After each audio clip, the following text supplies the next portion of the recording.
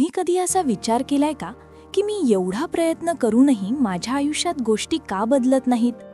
कधी आरोग्य साथ देत नाही, कधी नातेसंबंध तुटत जातात, कधी आत्मविश्वास असूनही आयुष्य पुढे जात नाही.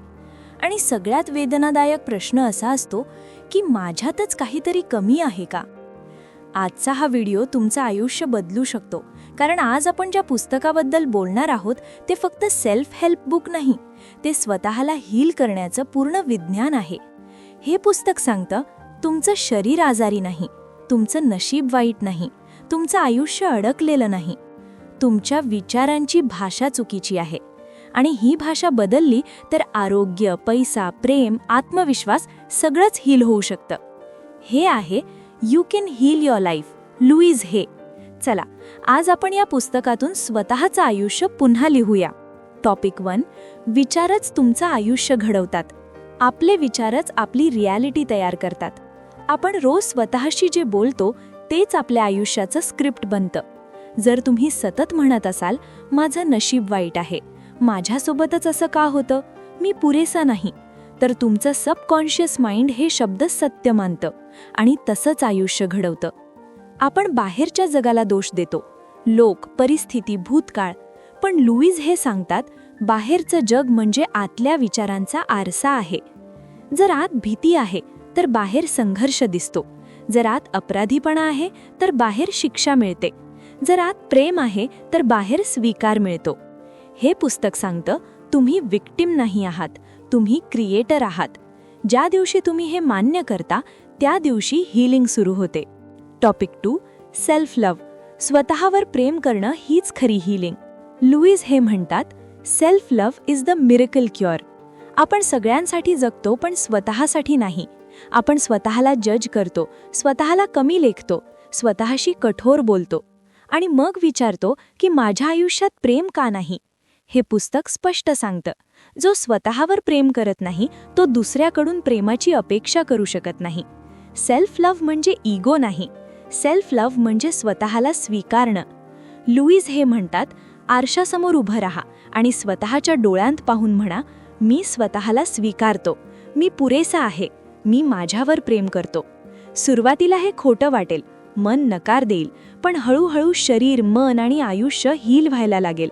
कारण ज्या दिवशी तुम्ही स्वतःशी मैत्री करता त्या दिवशी आयुष्य तुमच्या बाजूने उभं राहतं. Topic 3, mind body connection. आजार हे शरीराचे नाही, मनाचं बोलणं आहे. हे पुस्तक खूप धाडसी गोष्ट सांगतं. प्रत्येक आजारामागे इमोशनल कारण असतं. लुईज हे यांनी एक कम्प्लीट चार्ट दिला आहे, कोणता आजार कोणत्या विचाराशी जोडलेला आहे.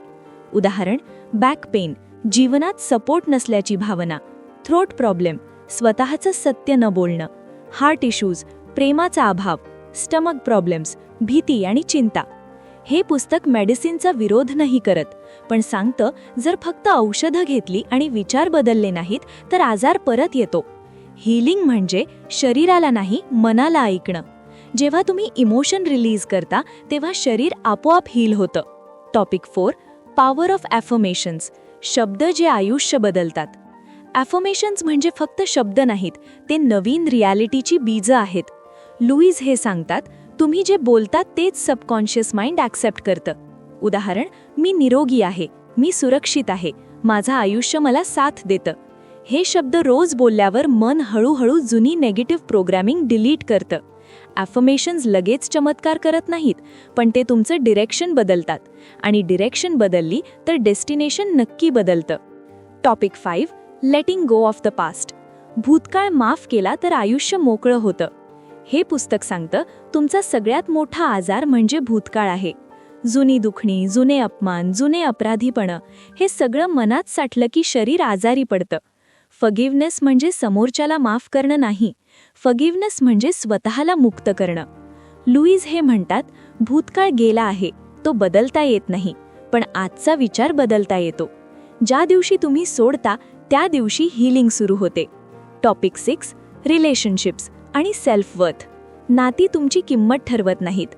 हे पुस्तक सांगतं तुमचा सेल्फ वर्थ दुसऱ्याच्या वागण्यावर अवलंबून नसावं. जर तुम्ही स्वतःला कमी समजत असाल तर तुम्हाला कमी वागणूक मिळते. नाती हील करायची असतील तर आधी स्वतःशी नातं हील करावं लागतं. लुईज हे सांगतात, तुम्ही स्वतःला जसं वागवता जग तुम्हाला तसंच वागवतं. Topic 7, responsibility. दोष नाही, जबाबदारी घ्या. हे पुस्तक सांगतं, तुमचं आयुष्य तुमच्या हातात आहे. दोष देणं सोपं आहे, जबाबदारी घेणं कठीण आहे. पण जबाबदारी घेतली तरच पॉवर मिळते. लुईज हे म्हणतात, मी माझ्या आयुष्याची जबाबदारी घेतो. हे वाक्य तुमचं आयुष्य बदलू शकतं. Author message. लुईज हे यांचा संदेश. लुईज हे स्वतः अब्युझिव्ह चाइल्डहुड, कॅन्सर, रिजेक्शन यातून गेल्या, पण त्यांनी स्वतःला हील केलं.